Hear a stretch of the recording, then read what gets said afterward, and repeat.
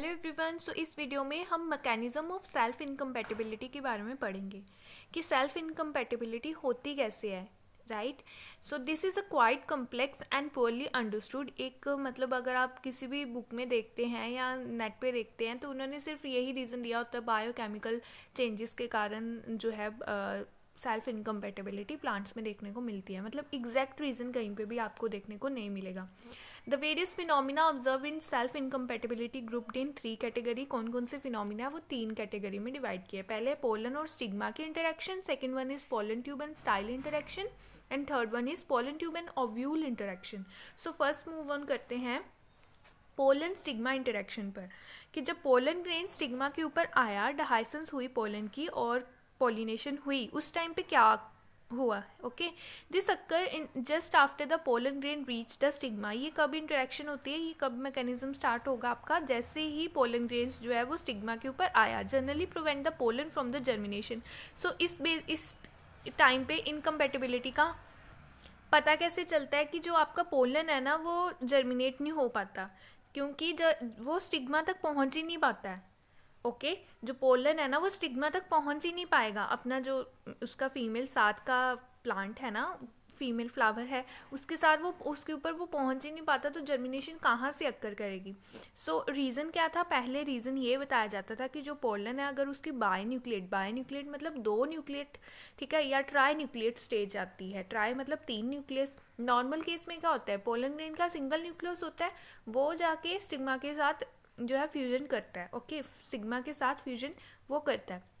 लेकिन अगर वही पोलन बाय न्यूक्लिएट कंडीशन में होता है गैमेटोफिटिक सिस्टम के अंदर, या ट्राई न्यूक्लिएट कंडीशन में होता है स्पोरोफिटिक के अंदर, तो वो एबनॉर्मल पोलन ग्रेन माना जाता है, जिसकी वजह से आपकी जो स्टिग्मा है उसके साथ उसकी इंटरेक्शन नहीं हो पाती और पॉलिनेशन अक्कर नहीं करती।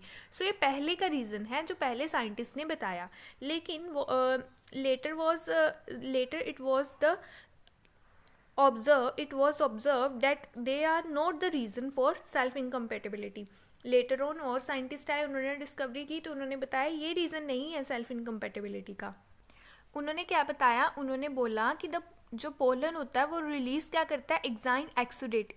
एक्साइन का मीनिंग क्या होता है, outer layer of the pollen, ठीक है। जो पोलन के बाहर की एक एक्साइन लेयर है वो क्या प्रोड्यूस करते हैं, एक्सुडेट। अभी एक्सुडेट क्या होते हैं, a mass of cell and fluid of blood vessels. Okay, so ये क्या होता है, जिस तरीके से पस सेल्स होते हैं ना आपके बॉडी के, पस सेल्स, जैसे कोई पिंपल आ जाता है या पस हो जाती है, तो उसी तरीके से ये देखने को मिलते हैं आपको। तो पोलन क्या रिलीज करते हैं, पोलन के जो बाहर एक्साइन मतलब पोलन के बाहर की जो लेयर है वो एक्सुडेट रिलीज करते हैं, जो कि प्रोटीन की फॉर्म में हो सकते हैं, ग्लाइकोप्रोटीन की फॉर्म में हो सकते हैं। सो इसी की वजह से जो आपका पोलन है ना वहाँ पर क्या क्रिएट हो जाती है, पेलिकल। पेलिकल मतलब एक लेयर क्रिएट कर देता है, कौन, ये एक्सुडेट, ठीक है। सो पेलिकल क्या होती है, लेयर। तो पोलन के बाहर एक लेयर बन जाती है एक्सुडेट की, जिसकी वजह से जब वो स्टिग्मा के ऊपर जाता है तो स्टिग्मा तक पहुंचने के बाद ही वहाँ पर कैलोस फॉर्मेशन हो जाती है, ठीक है। मतलब वो स्टिग्मा के साथ इंटरेक्ट नहीं कर पाता, बीच में कैलोस फॉर्मेशन हो जाएगी और पेलिकल लेयर आ जाती है, जिसकी वजह से वो स्टिग्मा तक पहुँच नहीं पाता है, which further prevents the growth of the pollen tube.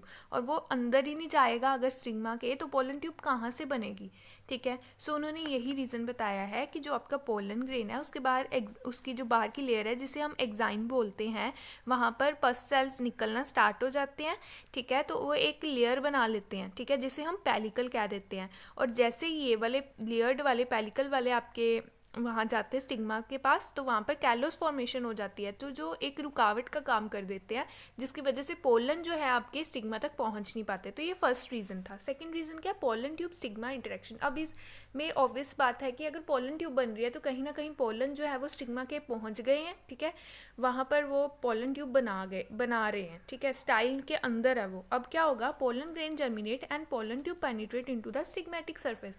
इस केस में पोलन ग्रेन जर्मिनेट भी हो जाते हैं, स्टिग्मेटिक सरफेस के अंदर भी चले गए।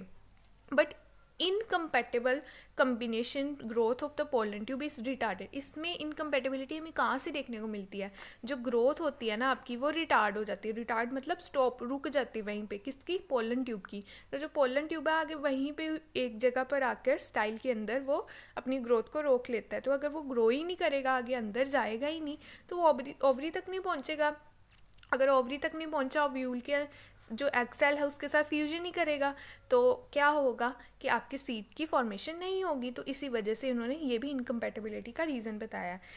उन्होंने एग्जांपल बताई है आपकी पेटूनिया, लाइकोपर्सिकम और लिलियम फ्लावर्स में the protein and the polysaccharide synthesis. इसमें भी क्या होता है आपकी, वो ग्रोथ क्यों रुकी, पोलन ट्यूब वहीं पे क्यों स्टाइल के अंदर रुक के हुए हैं, क्योंकि पोलन ट्यूब के बाहर एक लेयर बन गई प्रोटीन और सेकेराइन सिंथेसिस की, ठीक है, मतलब सेकेराइन बने, वहाँ पर लेयर बन गई। In the pollen tube stop resulting in the bursting. और वो पोलन ट्यूब, ठीक है, मान लीजिए यहाँ ये पोलन ट्यूब है और यहाँ पर एक लेयर बनी है प्रोटीन की, सेकेराइन की। ये पोलन ट्यूब इधर जाने की कोशिश कर रहा है, बार बार पोलन ट्यूब अंदर आने की कोशिश करिए। यहाँ पर आपका ओवरी रीजन है, ठीक है, पर वो जा नहीं पा रहा पोलन, क्योंकि बीच में तो प्रोटीन की लेयर बनी है, सेकेराइन की लेयर बनी है, तो वो वहाँ तक जा नहीं रहा, वो कोशिश करी जा रहा है। एक टाइम ऐसा आएगा कि पोलन ट्यूब वहीं पे ब्रस्ट आउट हो जाएगा, पोलन ट्यूब वहीं पे फट जाएगी, ब्रस्ट हो जाएगी, leading to the death of the nuclear. और जो पोलन ट्यूब के अंदर न्यूक्लियाई होगा वो भी मर जाएगा। तो वहीं पे प्रोसेस जो है इनकम्पैटिबिलिटी हमें वहीं से पता चल जाती है, क्योंकि आगे फर्दर प्रोसेस चलेगा ही नहीं। अभी नाउ थर्ड वाला क्या स्टेप है, पोलन ट्यूब एंड ओव्यूल। इसका मतलब क्या है, पोलन ट्यूब अंदर चलेगी होगी, ओव्यूल तक पहुंच गई होगी। अगर वो ओव्यूल तक पहुंच गई, एग के साथ वो फर्टिलाइजेशन होगी, तो अब यहाँ तक मतलब एम्ब्रियो भी बन गया होगा, यहाँ तक तो प्रोसेस हो चुका होगा। उन्होंने बोला है थियोब्रोमा का कोआ प्लांट है, ठीक है, उन्होंने बोला कि pollen tube reaches the ovule, वहाँ तक वो पहुँच गई होती है। मतलब पोलन स्टिग्मा के ऊपर पहुँचने के बाद पोलन ट्यूब भी बना गए स्टाइल के अंदर, पोलन ट्यूब आगे ओवरी के अंदर भी चली गई, ओव्यूल के अंदर भी आ गई है वो पोलन ट्यूब, ठीक है, फर्टिलाइजेशन भी अक्कर कर गई है। बट जो एम्ब्रियो बने थे ना, अभी वो ही डिजेनरेट कर गए, वही लॉस्ट हो गए, ठीक है। तो एम्ब्रियो डेथ या उनकी डेथ ही हो गई। तो अगर एम्ब्रियो ही नहीं डाइड हुए, अगर वो डाइड हो गए, ठीक है, वो अगर जनरेट ही नहीं हुए, तो क्या हमारा सीड बनेंगे, नहीं बनेंगे। तो वहीं पे हमारी सेल्फ इनकम्पैटिबिलिटी इसमें शो हो जाती है। Later due to some biochemical reaction, उन्होंने भी इसमें यही रीज़न बताया, due to some biochemical reaction हमारा जो पोलन है, पोलन ट्यूब बनी थी, वो जब ओव्यूल के साथ फर्टिलाइजेशन अक्कर करी, जो एम्ब्रियो की प्रोडक्शन है वो डीजनरेट कर गए हैं, वो लॉस्ट हो गए या मर गए हैं एम्ब्रियोज वो वाले।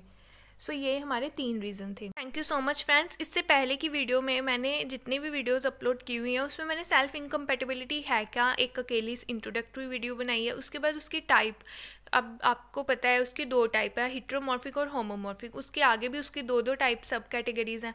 तो मैंने हिट्रोमॉर्फिक पे अलग से वीडियो बनाई है, होमोमॉर्फिक पे अलग से वीडियो बनाई है। उसके बाद इसका मैकेनिज्म है जो ये वीडियो है। सो इसकी सभी वीडियो के आपको जो लिंक है डिस्क्रिप्शन में आपको मिल जाएंगे। So please go and check out the link. और आपको जो भी टॉपिक इससे रिलेटेड अगर कोई भी कन्फ्यूजन होती है तो आप कमेंट करके बता सकते हैं। मैं आपकी कन्फ्यूजन ज़रूर दूर करने की कोशिश करूँगी। और अगर वीडियो पसंद आई हो, समझ आ चुकी हो, हेल्पफुल लगी हो, तो प्लीज़ लाइक कीजिएगा, सब्सक्राइब कीजिएगा मेरे चैनल को। Till then stay safe, stay happy.